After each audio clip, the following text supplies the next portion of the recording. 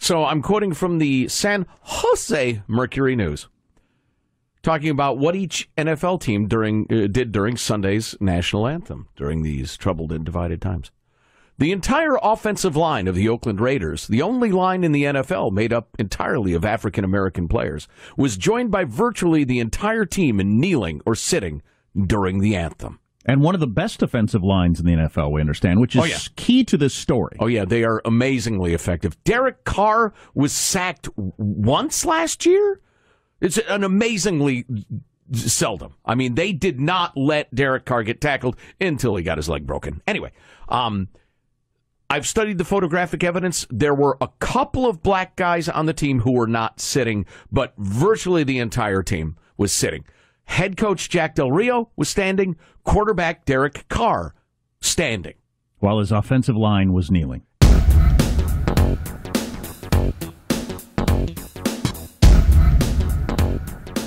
And the offensive line reportedly had led the whole "we're going to sit" thing. Football fans may be ahead of us now. The offensive line protects the quarterback.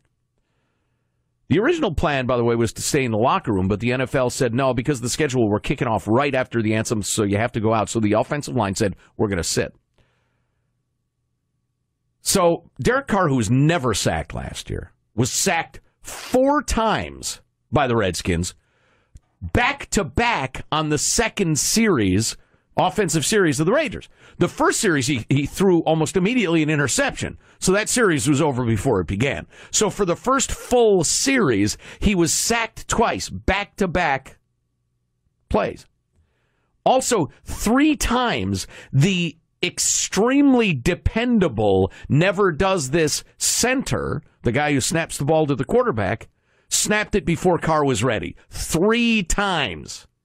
He hiked it, as the kids say, into Carr's knees before he was supposed to. I think you're guessing where this is going. We have some insider information that this was not an accident.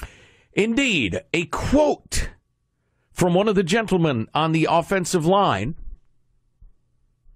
from our source, Deep Route. He wants to stand alone. Speaking of Derek Carr, he can stand alone on the field.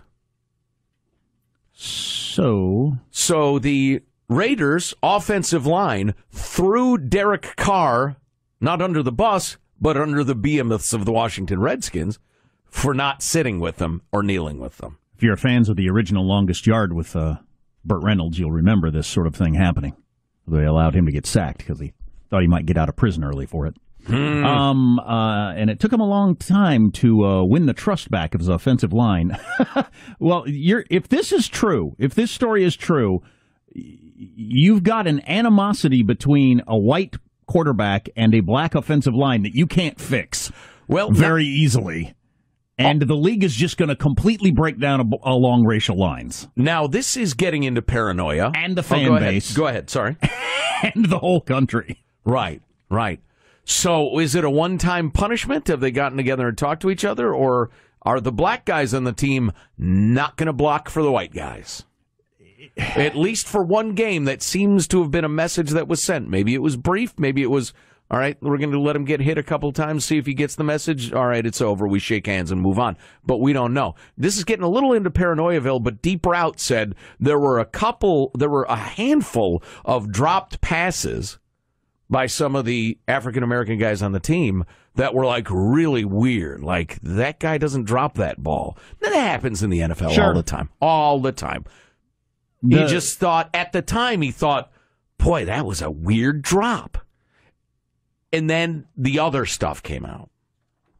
Yeah, so according to our contact, people close to the team recognized something weird was going on, and then the quote that someone heard, and see, I don't know. We don't know if this is true, but if it is true, the NFL has got a huge problem. Or they could. Well, they absolutely have a huge risk. They have a huge danger warning buzzer going off right now, because if this happens on the Raiders, it could happen on any team as different decisions are made, as teams are divided. Mike Tomlin of the Pittsburgh Steelers, he was the first guy to say to his team, look, we all have to decide what we're going to do, and all we got to do it, because this has the potential of being extremely divisive. And he was absolutely right on that. Now, one more point for you. You're thinking, oh, guys, come on now. You're paranoid. This is not happening. Even although that quote is from an extremely reliable source that he wants to stand alone, he can stand alone on the field. A reporter got wind of this. One reporter. And asked a team official about this and was told, if you report on this, you will be blackballed. You will get no access to the Oakland Raiders. Period. Your career following or reporting on the Raiders will be done if you report on this. Well, I can see why you would go with that heavy-handed a threat, because if this becomes a story, if anybody can nail it down and it becomes a story, the NFL has got a huge, huge, huge problem. Because then once again, players are going to start taking sides, and you could end up with this happening with other teams, and then it's just full-on racial division. Plus, I'm thinking, if you're the quarterback and you feel like they might let you get hit, you could die. You certainly could end up not being able to play ever again. Certainly, you get blindsided because somebody decides, I'm going to let this guy go. Yeah. You got your back turned. What do you think, Sean? Think this is a big deal? If it's true. If it's true, that is incredibly scandalous. I'd say. I'm struggling to put the pieces together, but if true, that's a big deal. I'm telling you, I talked to Deep Route, and Deep Route said one of the guards said he wants to stand alone. He can stand alone on the field. Yeah, one of the linemen has come out and denied it, but of course they're going to deny it publicly. You wouldn't come out, oh, yeah, that's what we did. But I